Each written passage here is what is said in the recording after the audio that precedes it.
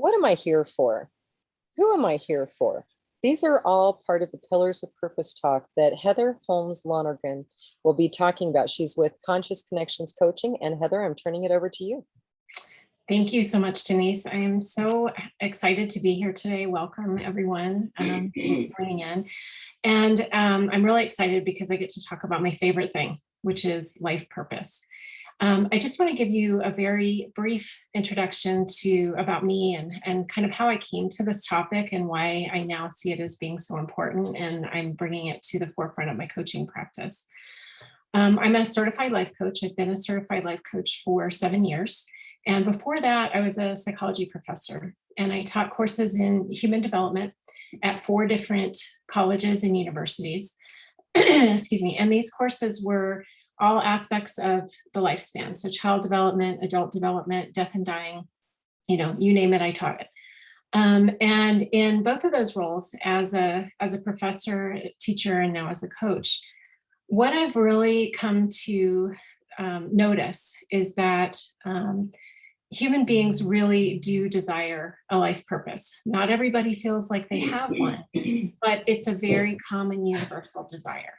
And so this is something that's also very evident from human development research.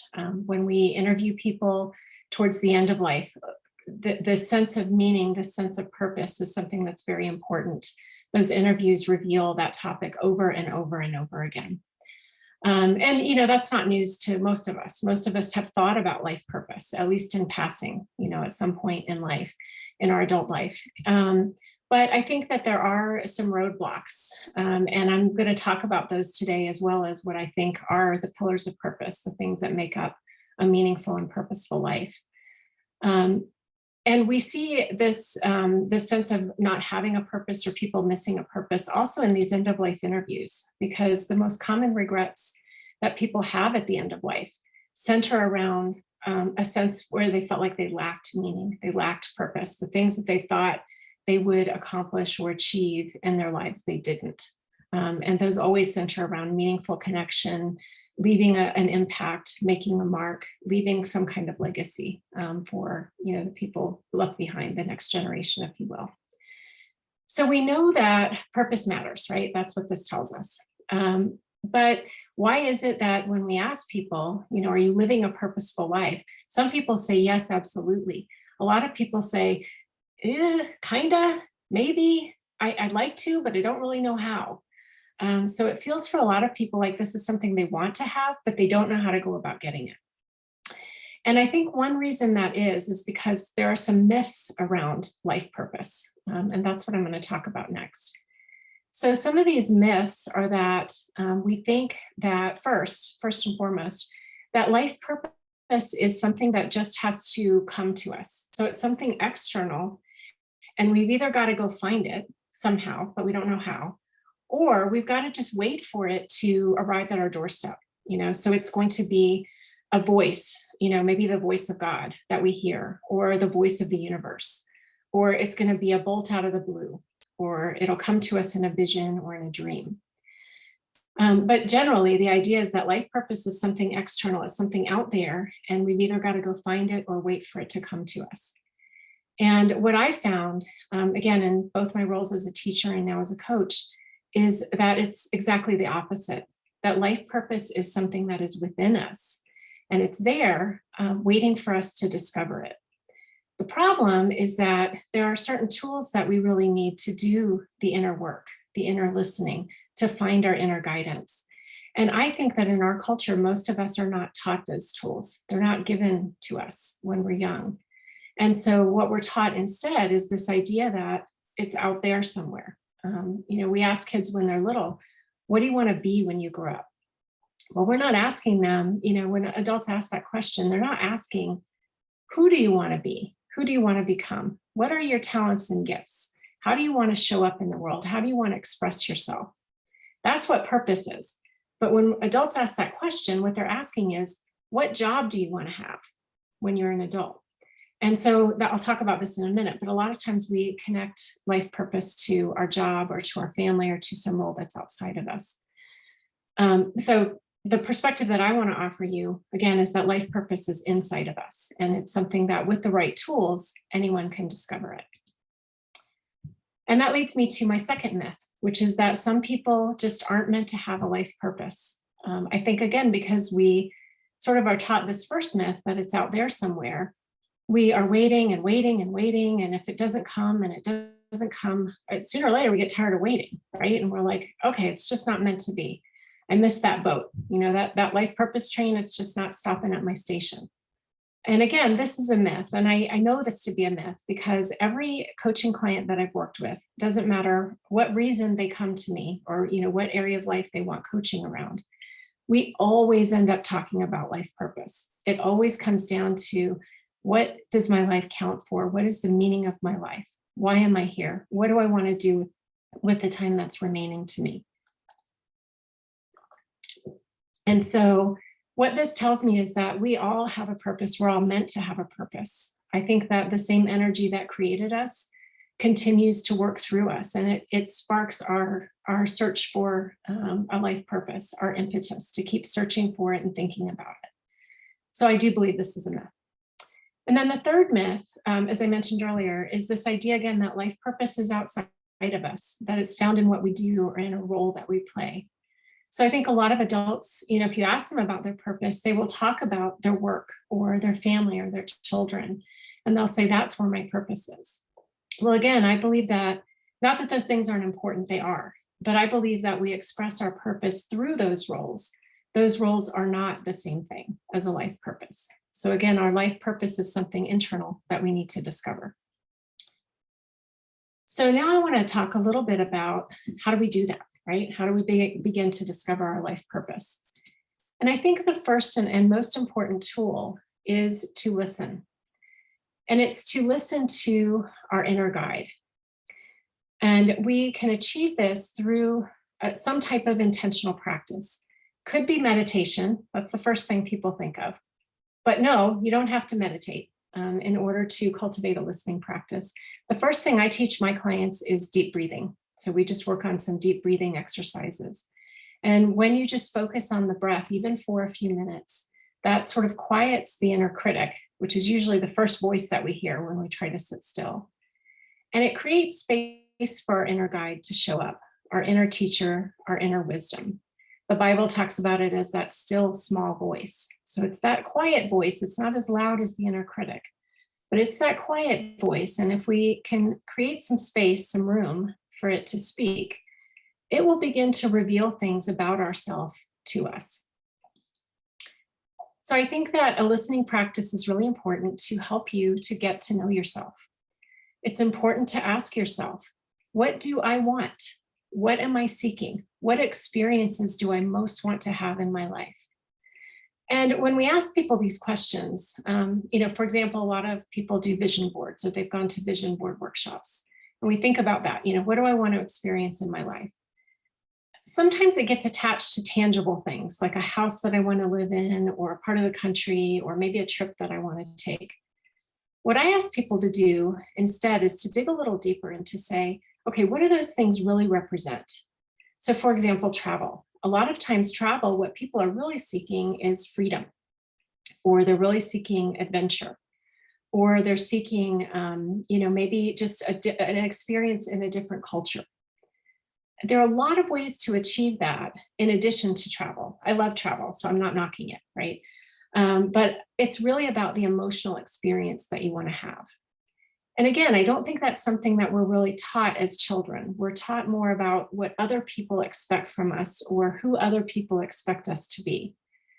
And those rules are important to be a functioning member of society, but they aren't really the tools to discover life purpose.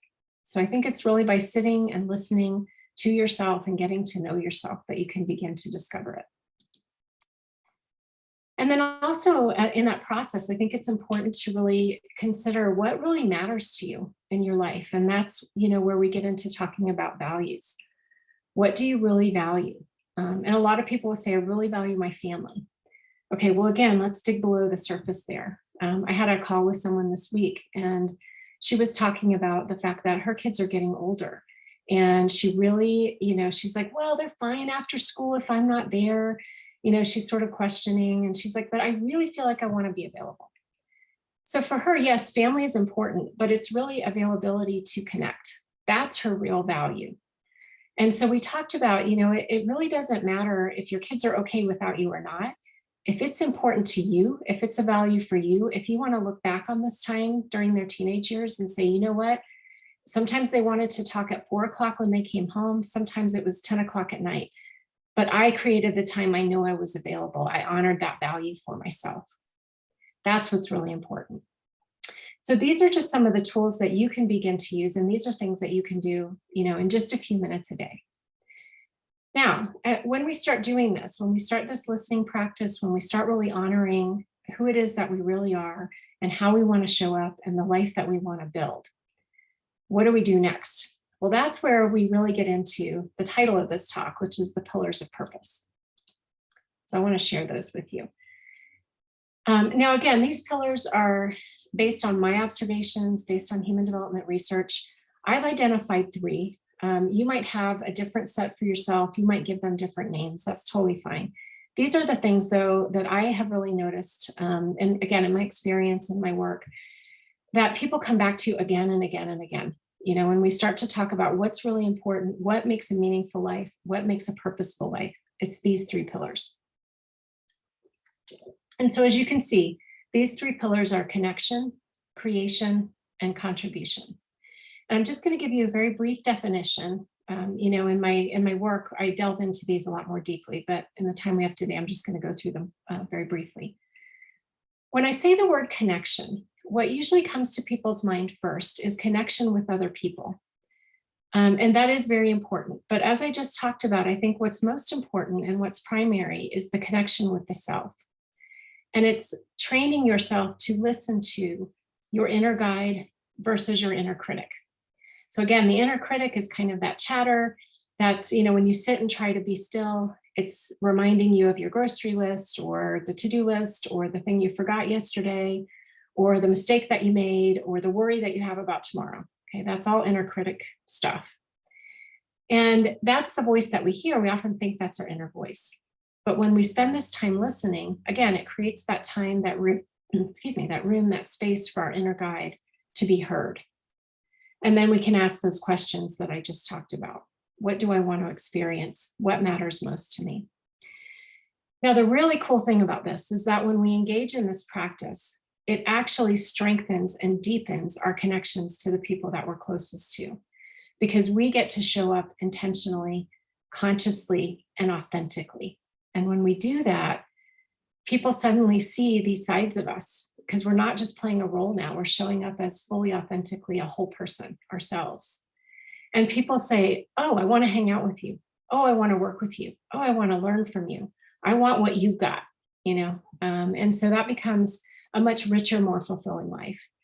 And so I think connection really is the primary pillar. And even if people just focus on this one, they're already going to feel a sense of deeper meaning and purpose in life. So it's really amazing. The other 2 are also important. And once we do engage in that deep connection, we can begin to think about, what do I want to create in my life? How do I want to contribute? And creation, it's important to note with creation, I do have kind of an artsy picture up there. And we do sometimes have a limited definition of creativity that is limited to artistic endeavors or creative endeavors, like crafting or, making music or knitting or things like that. Those things are certainly expressions of creativity, but creativity is much broader than that. There's a saying that I love, which is that every thought is a creative act. So I'm going to encourage you to expand your definition of creativity, to include the ways that you teach, the ways that you share, the ways that you encourage other people. And then lastly, contribution. And again, contribution we often think of as service, but I want you to think about contribution as, how do I want to be known? How do I want to be remembered? When I leave a room, what's the thought that people have about me? And that's where we can think about the impact that we want to leave in life. So these 3 pillars of purpose, what I have found, again, in both of my roles, but especially as a coach, is that when people really begin to listen to their inner guide, they begin creating a life built around these 3 pillars. And they live then a life that does not have regret. They don't look back and say, I wish I had. They look back and say, I'm so glad I did. And that's really what I want for everyone. So thank you very much, Denise. This was great. And if you want to find me online, I am at consciousconnectionscoaching.com. I'm also on Facebook and Instagram as well. That was a fantastic presentation. Thank you for sharing that with us. I was enthralled with it. Do you have a introductory consultation or special offer that you want to talk about? I do. Yes. Thank you. So yes, so I do complimentary discovery sessions with every client. I say a call, but it can be on Zoom or FaceTime. You know, sometimes I can meet people in person if that's really their preference. But yeah, I do a discovery meeting with every client, and that's complimentary. And then also my special for this session for the WellTALKs is that anyone who is listening, who books a discovery call with me and also books a coaching package, I'm offering 10% off of those coaching packages during the month of September. That's fantastic. So I'd love to chat with you. And you can find Heather go to the Wellness Center at udefinewellness.com, search by Heather, search by her business, Conscious Connections, but you will be able to find her no matter what. And with that being said, Heather, thank you very much for doing this WellTALK today. It was really good information that you shared with us. Thank you. It was my pleasure. Thank you very much.